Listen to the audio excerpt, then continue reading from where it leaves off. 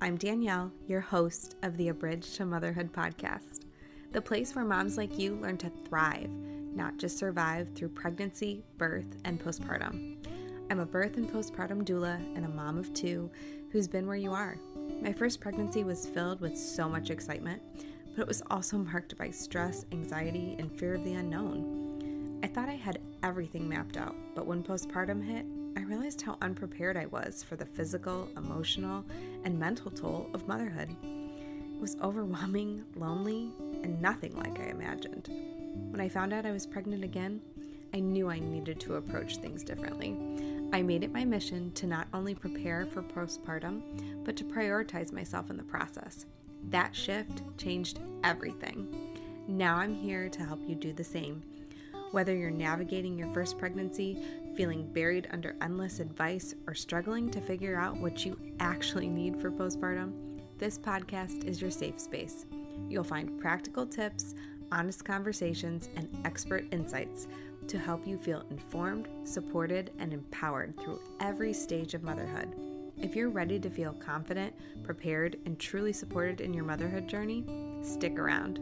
This is for you.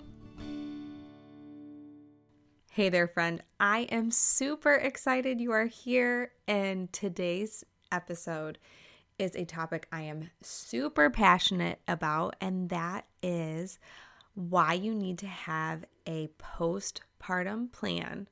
And this is essential for every first-time mom, but whether it's your first or your third or your fifth, I think you will find something in this for you.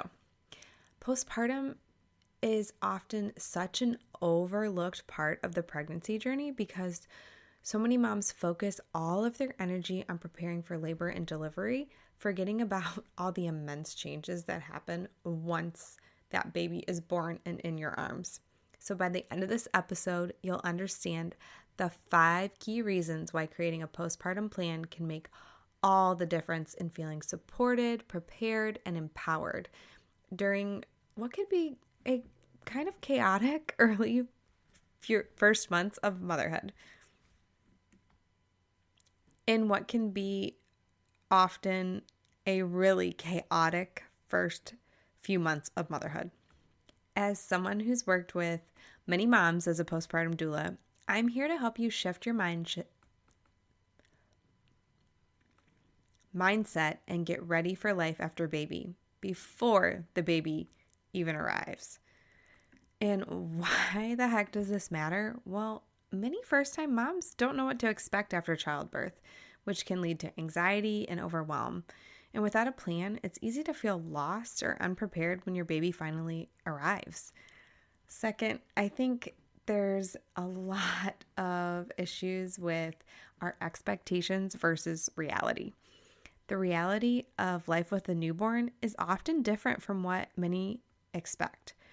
The physical recovery, your mental health, and the adjustment to new family dynamics can really feel like a lot. You can feel unsupported too. First-time moms often don't think to ask for help until it's too late, leaving them feeling isolated or exhausted.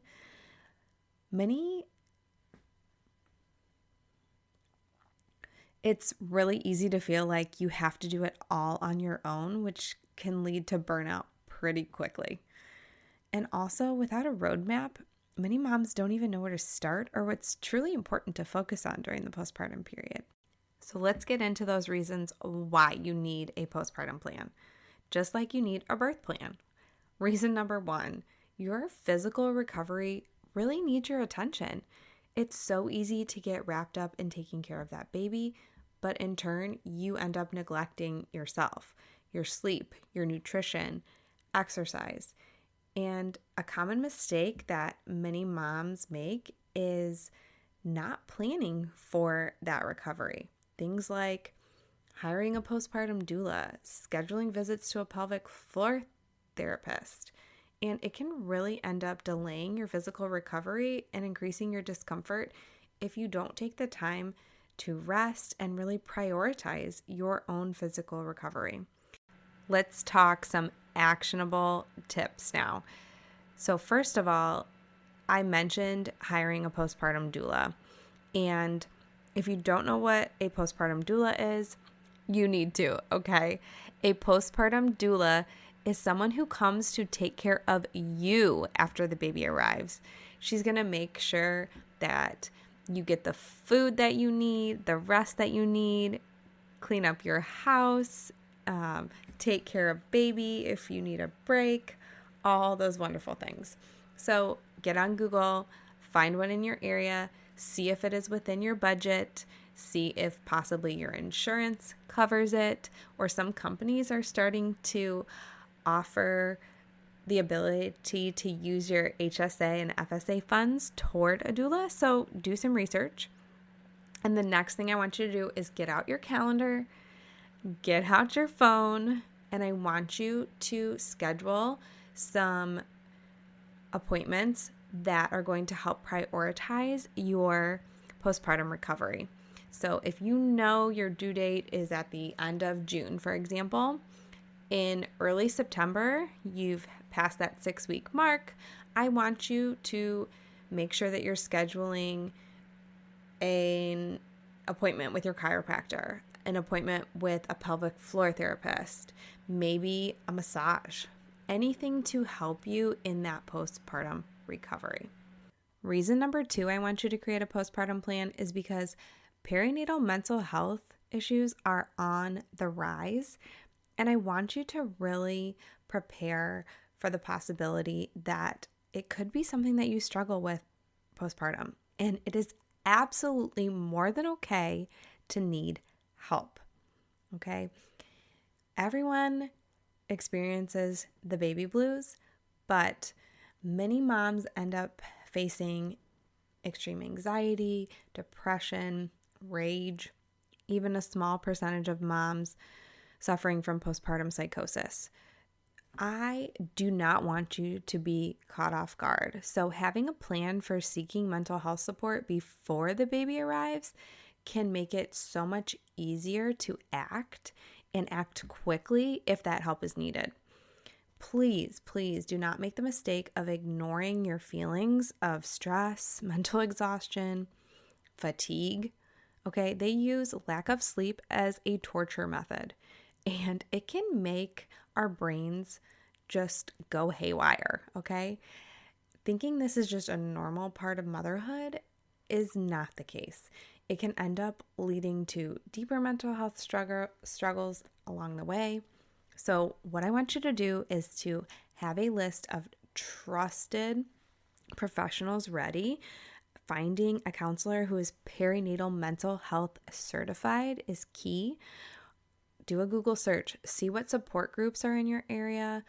See what psychiatrists are in your area if you end up needing to go with a more medical approach, and make a plan for regular check-ins on your mental well-being, whether that's your partner asking you how you're doing, your mom, your best friend, your sister, but make sure that you are checking in with someone regularly about how you are feeling and be honest with them. Reason number 3 for having a postpartum plan is that preparing your environment and your support system can help reduce your stress once baby arrives. Whether you are having a hospital birth or a home birth, I want you to imagine your house just being incredibly messy and unprepared and having no support lined up. That added stress can overwhelm even the most organized person, okay? A common mistake that many first-time moms make is not thinking through the logistics of once the baby arrives, okay? There's so much out there about, prepping freezer meals and those types of things, but I want you to think a little bit deeper, like, what might your cleaning schedule look like now? Who is going to take on what between you and your partner? Or if you don't have support from a partner, is there anyone else in your life that can come and step in? Like, who is going to be your support system? And if you don't know these things, this can end up leading to a lot of frustration and exhaustion because you're trying to do it all on your own. So let's talk some actionable tips. One super easy one is planning for meals, right? You can do a stock the freezer party with your friends and family, or you can just make those freezer meals for yourself. You could also just kind of set up some meal plans for the future. Quick, easy meals that you can make, pop in the crock pot or the Instapot. Things that you know that you love that will be quick and easy after baby is born. I want you to think through who's going to be a part of your support network once baby comes. Is it, like I said, is it going to be mostly just you and your partner? Is it going to be some family, some friends, maybe a neighbor down the street, maybe your church family? Anybody that you can think of that may be able to step in and help with some cleaning or some baby care so that you can get a much needed shower or a nap, so that you're just not doing every single thing on your own. Reason number 4 to create a postpartum plan is it really helps you set some more realistic expectations. You might be envisioning just these perfect, snuggly days with your newborn, no issues with breastfeeding, your baby is a great sleeper. But if you don't have a plan for when things go a little bit haywire, you're going to get thrown off course. We can set our expectations way too high, and not planning for things to be challenging can end up leading to guilt or feeling like you're failing. So my recommendation, my tip is set flexible and realistic expectations that allow room for imperfection. You cannot control that little baby. So be proactive about planning for challenges like issues with breastfeeding difficulties or sleep disruptions, and do some work ahead of time. Find some professionals in your area. Don't just rely on getting that information from the hospital. If you are having a hospital birth or your midwife, yes, they may have some great resources for you, but continue to do some research of your own. What is available to you locally? Are there breastfeeding support groups that you can join? Can you join a local moms Facebook group? So when you realize, hey, I need some breastfeeding support, you can go and post and say, who do you recommend? And you can get 5 to 10 quick recommendations easily, and then go ahead and do your own research. And last but not least, reason number 5, please don't forget that it's not just about the baby, it's about you too. This is a huge transformation you are going through as you become a mom. And many moms just simply neglect themselves and their own needs, thinking everything has to be about the baby. And it's easy to do this when everyone is only asking about the baby too. But a mom who feels supported and well nourished and cared for can give so much more to her baby. I want you to make sure that you are not neglecting those key personal needs like sleep, relaxation, connecting with people socially, getting a shower, being able to get yourself dressed, maybe do your hair, put on some makeup if that's your thing, paint your nails. If you don't take the time to do those key things for yourself, it can lead to burnout so quickly.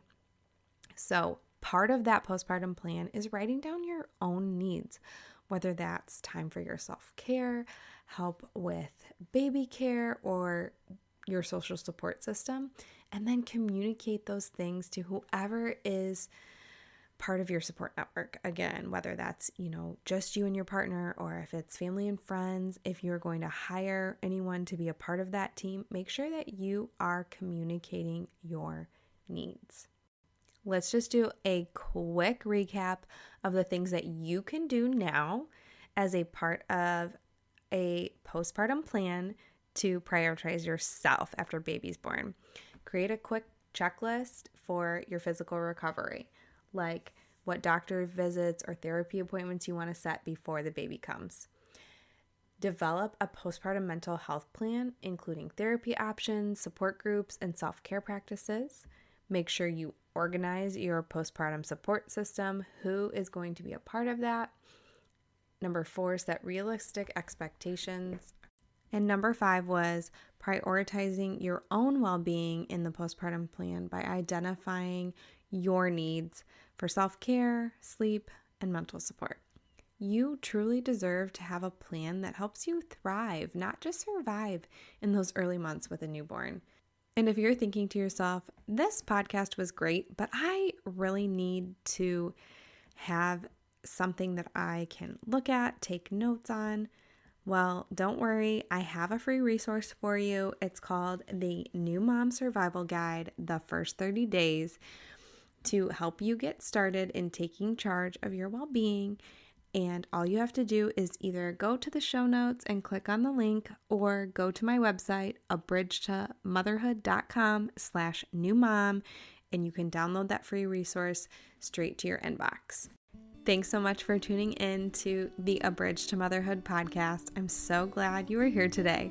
If you loved this episode, I'd be so grateful if you could leave a review for the podcast on whatever platform you're listening on.